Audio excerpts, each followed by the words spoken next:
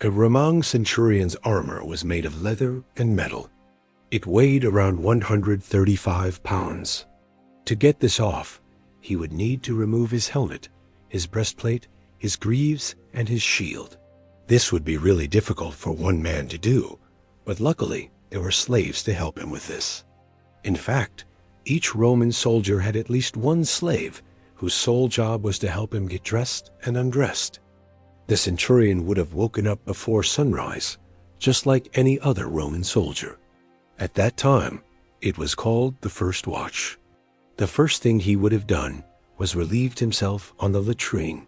This is depicted in many Roman frescoes, and it looks like something you wouldn't want to see.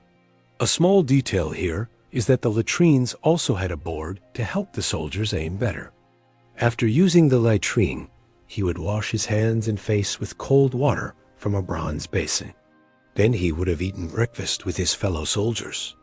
Their food would have consisted of things like bread, cheese, and salami, and they would have eaten with their hands, probably sitting on a stone ledge rather than a chair. Also, don't forget, the soldiers were not allowed to drink wine, only beer. Then it would have been time to prepare for the day ahead. Each soldier would check his weapons and equipment to make sure it was in good condition. They would then practice their marching and fighting skills until it was time to take the field. In battle, the centurion would lead by example, fighting bravely and showing no fear. He would carry his shield wall in front of him and only attack when he had orders from a higher officer. After winning a battle, there would often be plundering. This meant that the soldiers could take items from the defeated enemy.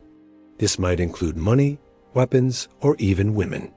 But if they took too long plundering, they would be whipped by their centurion.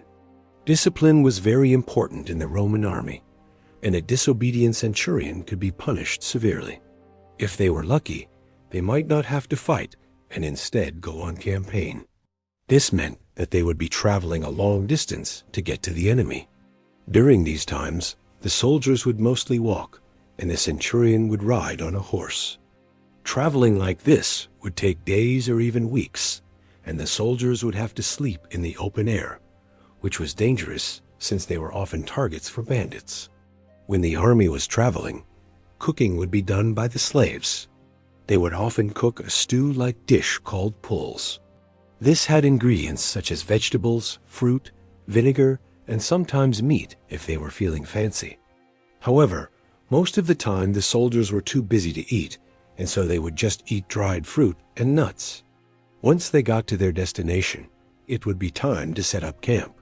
The centurion would have given orders on how the camp should be laid out.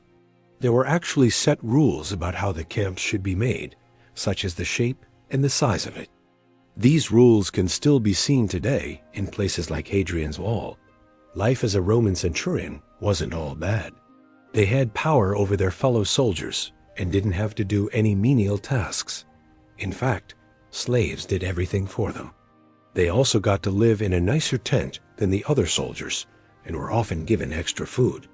Even though life was good for a Roman centurion, there were still some dangers. If they disobeyed an order from a higher officer, they would be severely punished. It was also dangerous being in charge such a large group of men. Backstabbing and treachery were common. Now, find out what a gladiator's life was really like in the Roman Empire. Or watch this video instead